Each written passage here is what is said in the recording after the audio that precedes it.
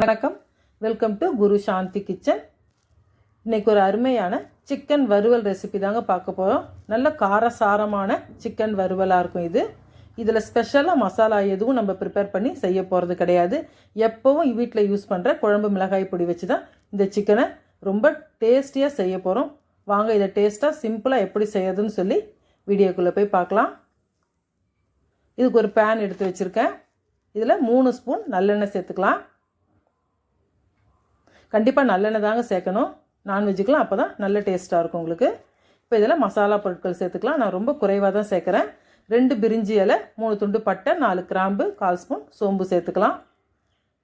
மசாலா பொருட்கள் கொஞ்சம் கொதித்ததும் பெரிய வெங்காயமாக 2 எடுத்து நல்ல பொடியாக கட் பண்ணி சேர்த்துருவோம். வெங்காயம் நல்லா வதங்கி வரட்டும். இந்த அளவுக்கு 4 காஞ்ச மிளகாய் எடுத்து சின்ன சின்னதாக கிள்ளி சேர்த்துக்கலாம். ஒரே ஒரு பச்சை மிளகாவும் சேர்த்துக்கலாம். இந்த பச்சை மிளகாவோட ஃப்ளேவர் நல்ல வாசனையாக இருக்கும் உங்களுக்கு. இப்போ வெங்காயம் மிளகாய் எல்லாத்தையும் நல்லா வதக்கி கொடுத்துடலாங்க. வெங்காயம் நல்லா வதங்கி வரணும்.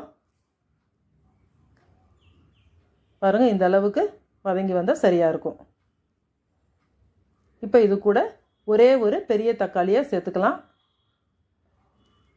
நம்ம எடுத்துருக்கிற 1 கிலோ சிக்கனுக்கு இந்த ஒரு தக்காளி இதுக்கு கரெக்டாக இருக்கும். நம்ம கிரேவியாக செய்தோம்னா தக்காளி அதிகமாக சேர்க்கலாம். வறுவல்னு சொல்கிறதுனால புளிப்பு டேஸ்ட்டு அதிகமாக இருக்கக்கூடாது. அதனால் இந்த அளவுக்கு ஒரே ஒரு தக்காளியை மட்டும் சேர்த்துருவோம். தக்காளி வெங்காயம் நல்லா வதங்கி வரட்டும்.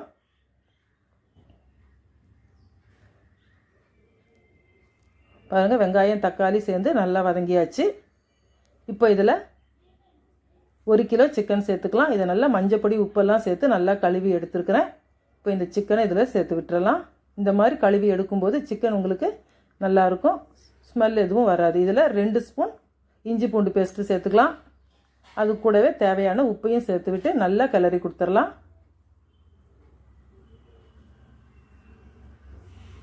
உப்பு இஞ்சி பூண்டு பேஸ்ட்டு எல்லாம் சிக்கனோட நல்லா கலந்து வரட்டும்.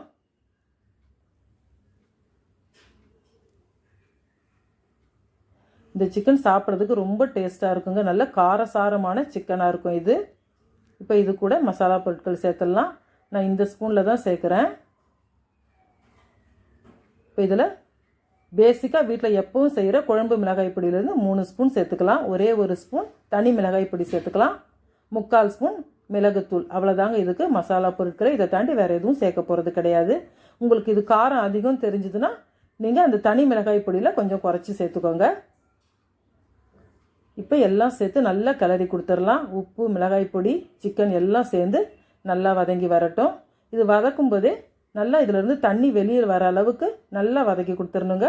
அதனால கொஞ்சம் நேரம் மூடி போட்டு இதை வதக்கி எடுத்துக்கலாம். பாருங்கள், நல்லா வதங்கியாச்சு, கிளறி கொடுத்தாச்சு. இப்போ நல்லா மூடி போட்டு சுருண்டு வர அளவுக்கு வதக்கி எடுத்துக்கலாம். பாருங்கள், சிக்கனில் இருக்க தண்ணியெல்லாம் வெளியே வந்து நல்லா சுருண்டு வதங்கி வந்திருக்கு. இந்த மாதிரி வதக்கி எடுக்கும்போது உப்பு காரமெல்லாம் சிக்கனில் நல்லா இருக்கும். சாப்பிட்றதுக்கும் நல்லா சாஃப்டாக வெந்து வந்துடுங்க இந்த சிக்கன் இந்த மாதிரி செய்யும்போது. அவ்வளோதான். இதில் கொஞ்சம் கருவேப்பிலை போட்டுக்கலாம். ஃபஸ்ட்டே வேணாலும் போட்டுக்கலாம், நான் இப்போ தான் சேர்க்குறேன். இப்போ இதில் சிக்கன் வேகிற அளவுக்கு தண்ணி சேர்த்துக்கலாங்க. சிக்கன் முங்கி இருக்கிற வரைக்கும் தண்ணி சேர்த்தா போதும். இது ஒரு 10லேருந்து 15 நிமிஷம் ஆகுங்க. நல்லா வேக விட்டு எடுத்துக்கலாம். ஒவ்வொரு சிக்கனும் ஒரு மாதிரி வேகும். சில சிக்கன் சீக்கிரமாக வெந்துடும். சில சிக்கன் கொஞ்சம் ரஃப்பாக இருந்துச்சுன்னா கொஞ்சம் நேரம் எடுக்கும். அதனால் நம்ம கொஞ்சம் பொறுமையாக தான் வேக வச்சு எடுத்துக்கணும்.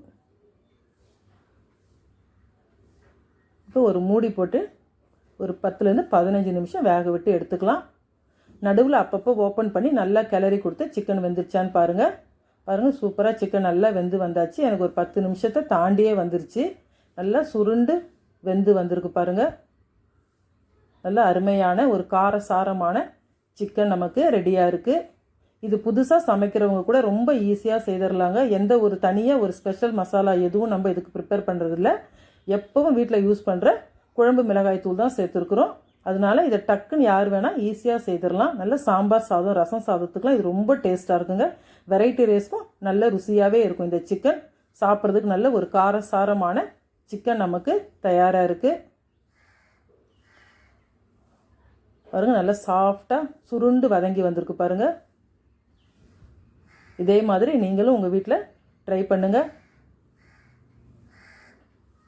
பாருங்கள், எல்லா சிக்கன்லேயும் நல்லா அந்த காரம், உப்பு, காரம் எல்லாம் நல்லா கோட்டாயிருக்கு பாருங்கள். ஒவ்வொரு சிக்கன்லேயும் இந்த மாதிரி இருந்தால் தான் சிக்கன் சாப்பிட்றதுக்கு உங்களுக்கு நல்ல டேஸ்ட்டாக இருக்கும்.